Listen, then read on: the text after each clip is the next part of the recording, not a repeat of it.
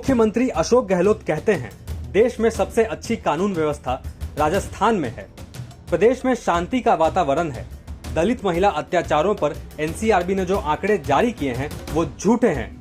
लेकिन मुख्यमंत्री जी इन तस्वीरों को कैसे झुठलाएंगे, जहां धौलपुर में एक दलित को जमीन खरीदना इतना महंगा पड़ा कि उसके दोनों पैर ही तोड़ दिए गए।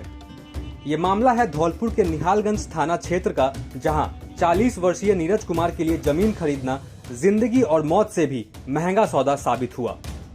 उसका कसूर बस ये था कि वो एक दलित है।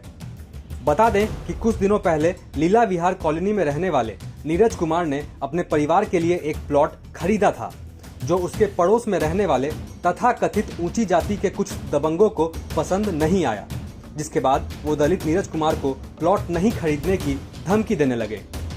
दबंगई दिखाते हुए उन्होंने नीरज से कहा कि तुम दलित हो, हमारे बगल में प्लॉट नहीं ले सकते।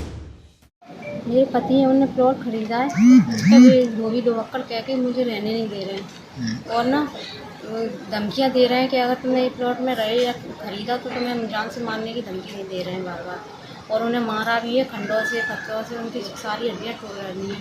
बेटी मेरी जो ससुर जी है कुमार जी, उनको उन्होंने प्लॉट खरीदा था और वो प्लॉट इन्होंने गुर्जर लोगों ने प्लॉट नहीं खरीदने दिया और इस कारण उन्हें मारा है। ऐसा कहा है कि तुम नीचे जात के धोबी लोग हैं तो हमारे बीच नहीं रह सकते। उन्हें बहुत मारा है, उन्हें उनके पूरे पैर तोड़ दिए हैं। और मेरे ससुर जी हैं जो RSC में पुलिस में, उन्हें भी नहीं जाने दे रहे, उन्हें जान से मारने की धमकी दी। हमारे घर में छोटे छोटे बच्चे हैं, वो भी बिल्कुल बाहर नहीं निकल पा रहे, उन्हें भी जान से मारने की धमकी दी।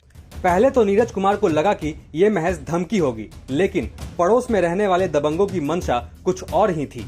धमकी के बाद भी जब नीरज ने पीछे हटने से इनकार किया तो दबंगों ने उसे जान से मार देने का प्लान बना लिया। एक रोज नीरज को पार्क में अकेला देखकर 5 दबंगों ने उस पर हमला कर दिया और लाठी डंडों से मार मार कर उसके दोनों पैर तोड़ डाले, जिसकी तस्वीरें आपके सामने है।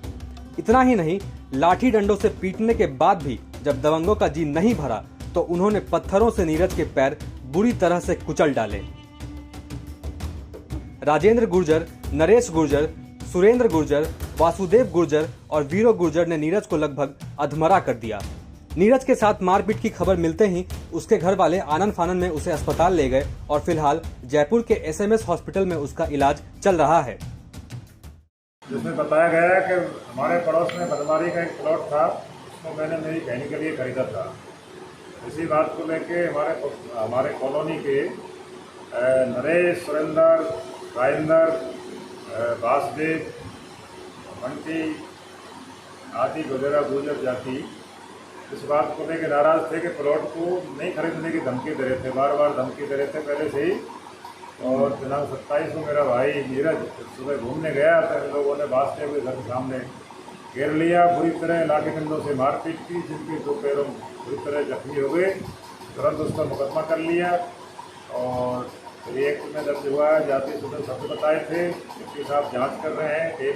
धौलपुर पुलिस ने फिलहाल SC/ST एक्ट के तहत मामला दर्ज कर जांच शुरू कर दी है। 5 आरोपियों के खिलाफ संगीन धाराओं में FIR दर्ज कर लिया गया है। दबंगों की इस बर्बरता ने नीरज का हाल ऐसा कर दिया है कि उसके घाव भरने और हड्डियां जुड़ने में महीनों लग जाएंगे। इतना सब कुछ हो रहा है, लेकिन सरकार कहती है कि हमारी कानून व्यवस्था तो बाकी राज्यों से कहीं अच्छी है। राजस्थान तक के लिए धौलपुर से उमेश मिश्रा की रिपोर्ट।